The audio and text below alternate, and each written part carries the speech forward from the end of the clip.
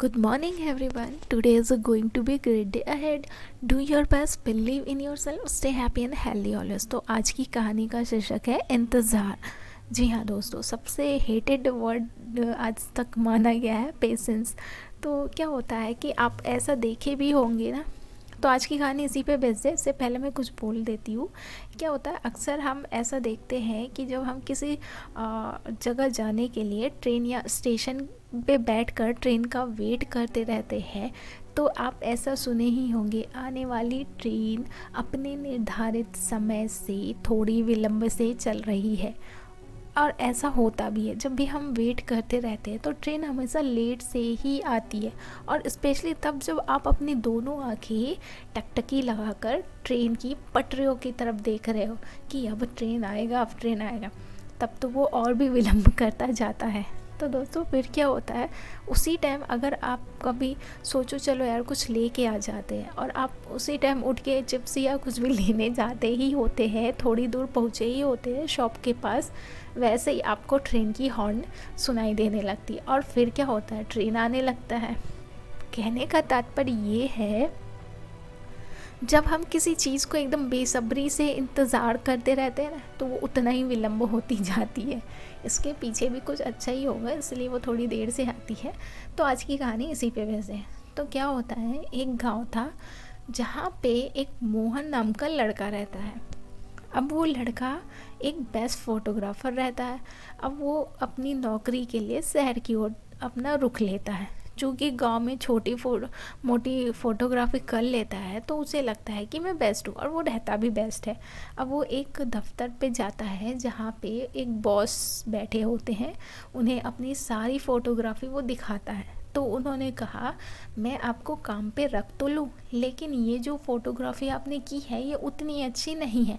आप एक काम क्यों नहीं करते, कुछ और फ़ोटोज़ यहाँ शहर के पास ही एक छोटा सा जंगल है, वहाँ या कहीं भी आपको लगे, आप मुझे 5 अच्छी फ़ोटोग्राफी ला के दें, फिर मैं आपको अपने काम में रख लूँगा। अब मोहन होता है, वो बहुत ही ज़्यादा अपने काम के प्रति ईमानदार होता है, और वो जहाँ उसे जैसा भी लगता है, जो भी सीन, प्रकृति, नेचर, बर्ड, लोगों की भीड़, वो अपने अकॉर्डिंग फ़ोटो क्लिक करता है और ला के देता है। उसकी जो जितनी भी फ़ोटोज़ होती हैं, उनको उनके जो बॉस होते हैं वो रिजेक्ट कर देते हैं। ऐसा कई दिन तक चलता है। बहुत परेशान हो जाता है मोहन, इतने दिनों में इतनी कड़ी मेहनत, और अभी तक मेरी जॉब क्यों नहीं लगी है, बॉस को मेरा फ़ोटो क्यों पसंद नहीं है। इसी सोच में मोहन इधर उधर भटकता रहता है। अचानक उसकी मम्मी का कॉल आता है गांव से। तब वो हंसते हुए बोलता है, हाँ माँ, सब ठीक चल रहा है, जॉब अच्छी चल रही है। क्योंकि वो अपनी माँ से झूठ बोल देता है, पर आप कभी अपनी मम्मी से झूठ तो बोल नहीं सकते। वैसे ही उनकी मम्मी को भी पता चल जाता है कि ये शायद थोड़ा उदास है, तो वो बोलती है कि मैं गांव से थोड़े दिन के लिए तुम्हारे पास आना चाहती हूँ, मुझे भी शहर कैसा होता है, सिटी कैसी होती है वो देखनी है। तो वो इनकार नहीं कर पाता और हाँ बोल देता है। फिर क्या होता है, जब मोहन की माँ उसके घर आ जाती है, तब वो सारी बातें सच सच बता देता है। फिर उसकी माँ बोलती है, कोई बात नहीं, जॉब ही तो है, आज नहीं तो कल मिल ही जाएगी। आप अपने अभी जो लाइफ है, प्रेजेंट है, उसको एंजॉय करो, आप काम पे भी ध्यान दो। लेकिन ये मोहन अपनी माँ की बात से पूर्णतः सहमत हो जाता है, और वो थोड़े दिन के लिए अपने काम से ब्रेक लेने की सोचता है।